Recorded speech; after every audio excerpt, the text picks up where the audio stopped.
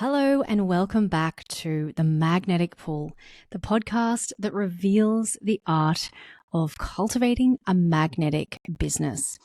If you are a creative or a small business owner who wants to live the life you actually love, aligned with your values, but you don't want to sacrifice your integrity or artistic vision, you're in the right place. Today, I'm tackling one of the most misunderstood elements of business that I see blocking the path for so many brilliant creatives, coaches, educators, and carers out there.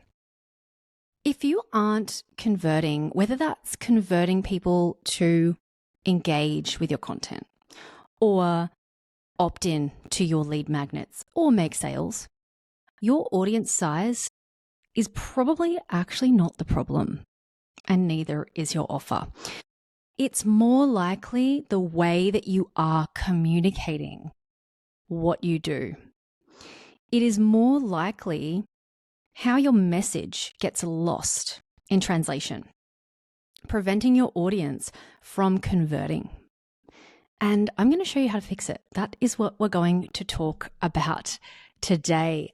Today's episode is called Lost in Translation, when your content is not converting. And I'm excited to deep dive this with you guys. So episode 2 of The Magnetic Pull, technically season 2 of the podcast, formerly known as Brand Conversations. And I'm so happy to have you here with me, maybe watching the video, maybe listening to the podcast. Who knows? Maybe you're watching a reel later on. But today we're really going to make sure we get to the bottom of that concern of yours, of making sure that you are able to communicate your message so that your audience actually knows what you do and they can easily opt in and engage with you. Most of the things that you think are the problem in your business, they actually aren't the problem. And this is where so many people get stunted, right? So just like most of the things your ideal client thinks are their problem aren't actually the problem that you are aware of.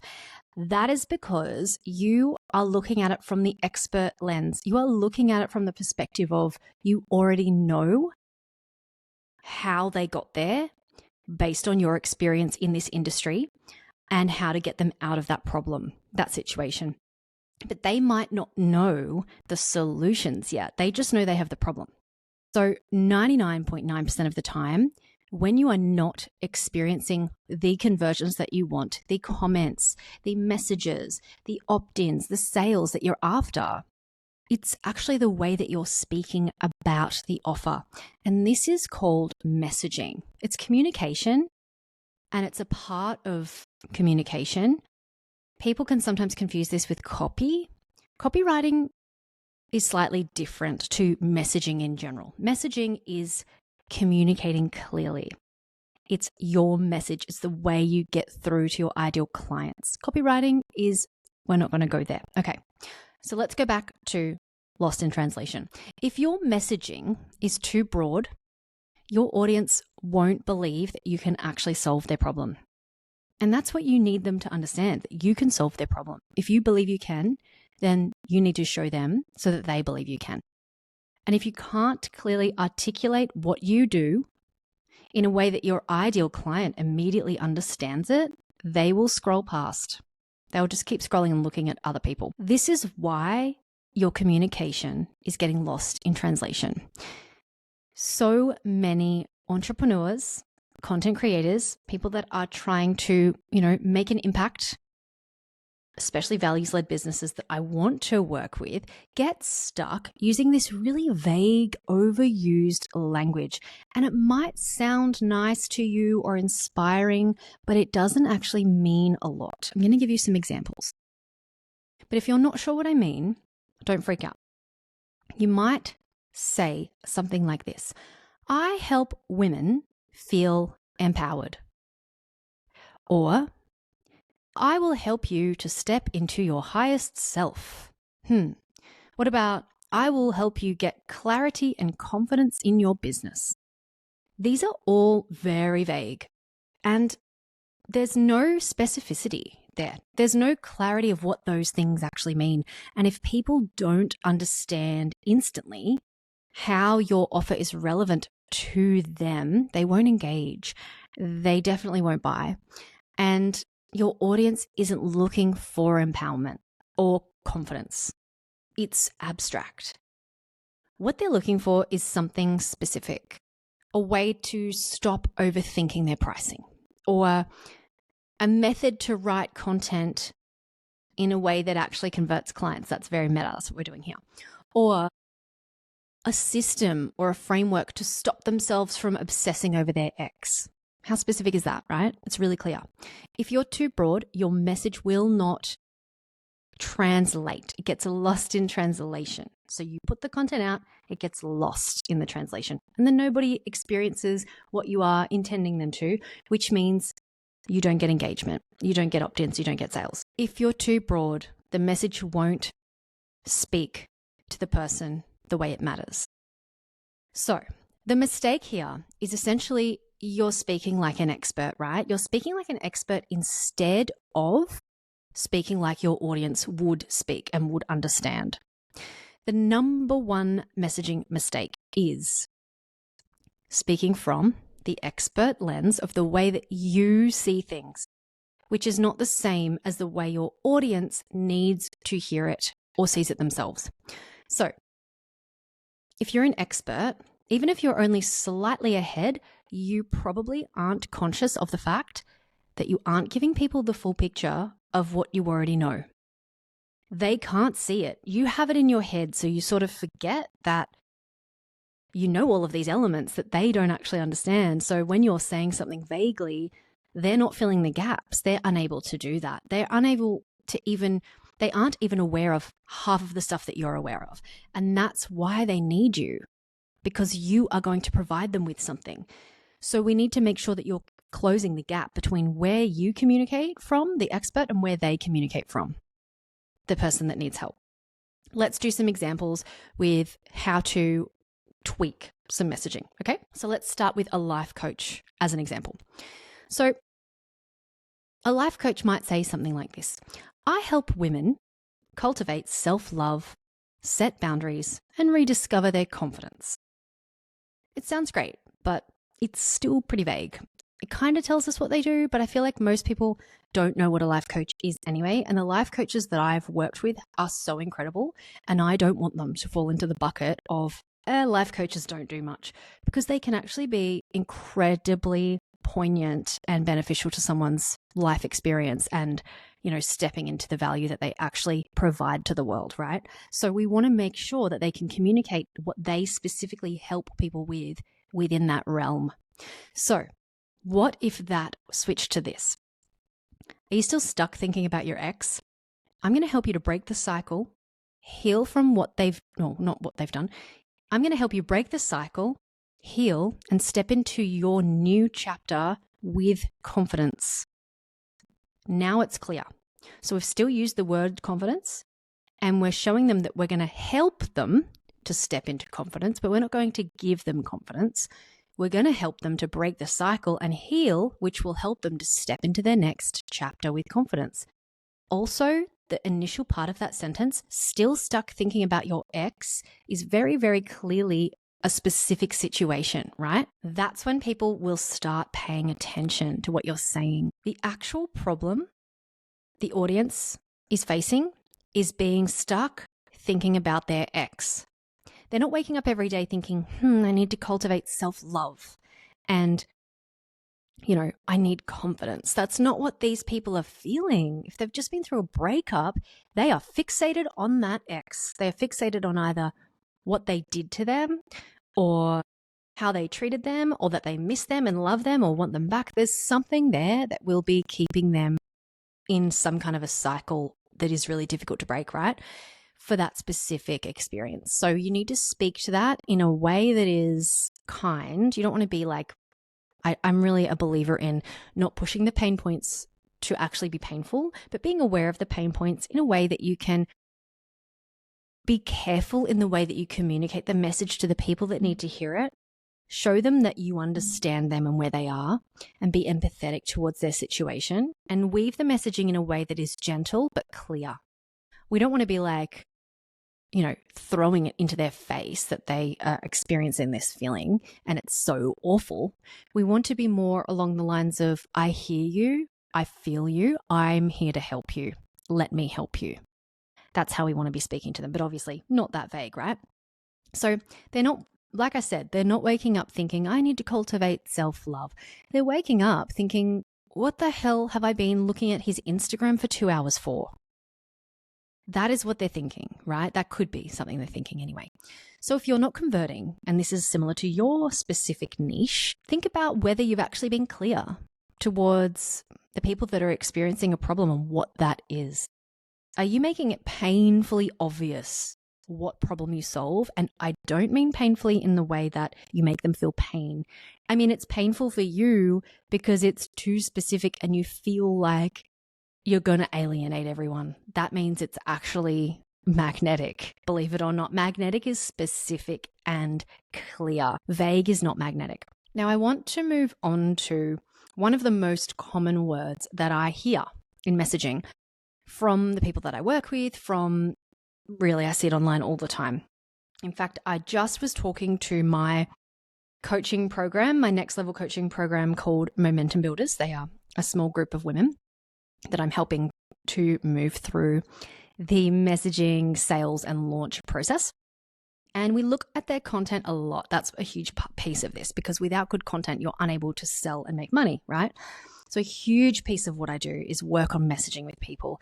And I'd just been speaking to them about the language specifically that I'm about to speak about, and how to avoid using this language and how vague it can be. And it's funny because shortly afterwards, the next day, I actually stumbled upon a random Instagram reel that popped up from someone that I was following. And this is a person that had, hundreds of thousands of followers, and it was similar messaging. And I thought, I'm going to have a look at this. And I really broke it down. And when I went into this person's account, I could see that the reel that I'm speaking about that had really vague messaging, wasn't clear, wasn't speaking to a specific issue, had no idea what this person did, how they could help me, was just so vague. It had some of the worst engagement and metrics from the front end. Obviously, I can't go into the back end, from any of the content that I could see. So much so that this one reel had something like 40,000 views, right? We're talking an account with 300,000 plus people. Quite a prominent person. She's consistently posting. She's doing really well. Her best reels are getting, one of them had I can't remember off the top of my head. I'm going to say it was around 15 million views. And the view count is not something, I'm not going to get into metrics now. I'm going to do episodes on metrics.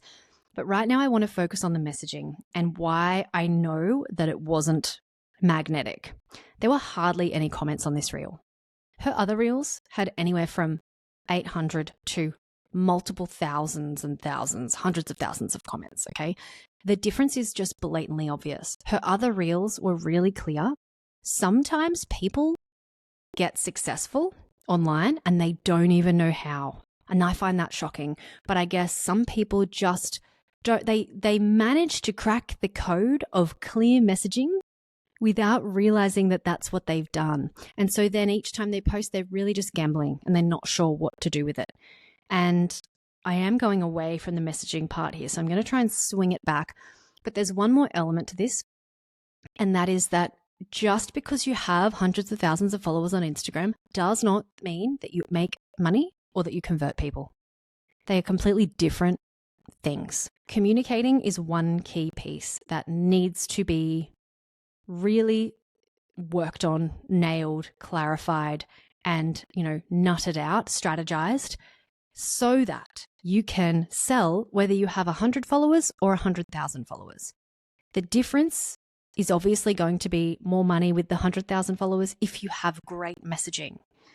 But you might make the same amount with 100 followers that someone does with 100,000 followers because you've got better messaging than them. See what I'm saying? Okay, let's get back to it.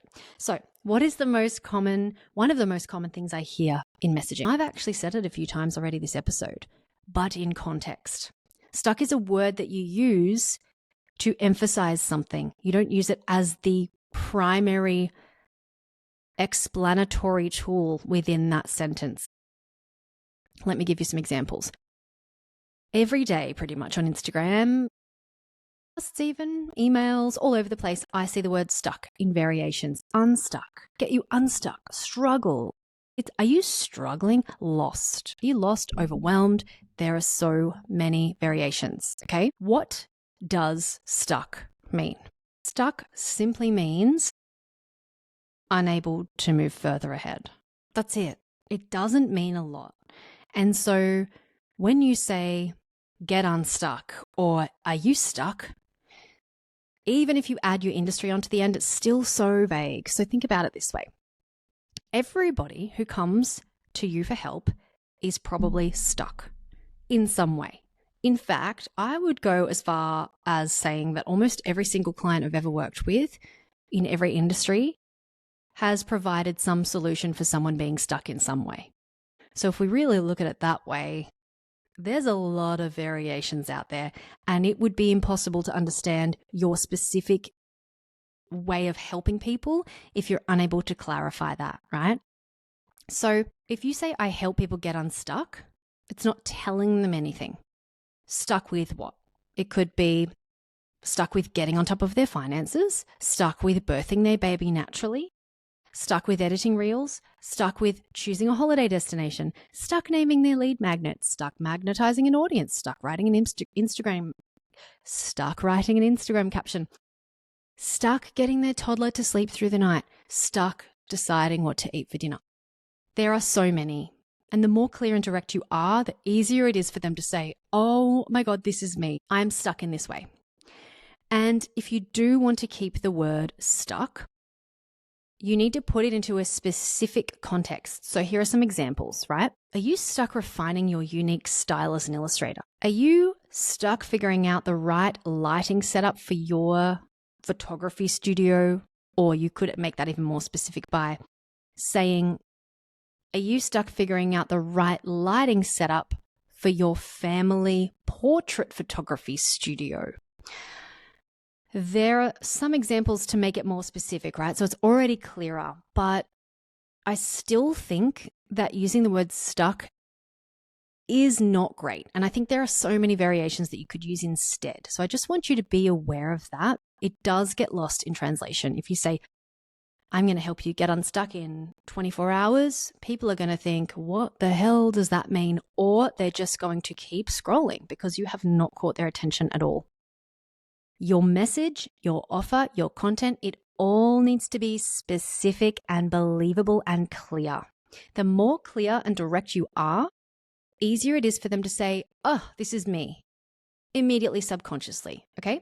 So let's talk now about how to make your message connect and convert. Number 1, stop selling the process. Start selling the outcome.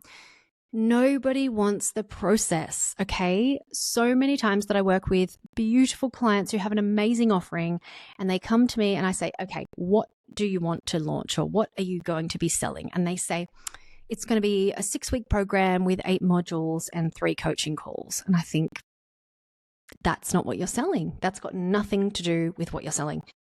People want to know once they've decided, usually, that they want something, they will find a reason subconsciously to object from that thing.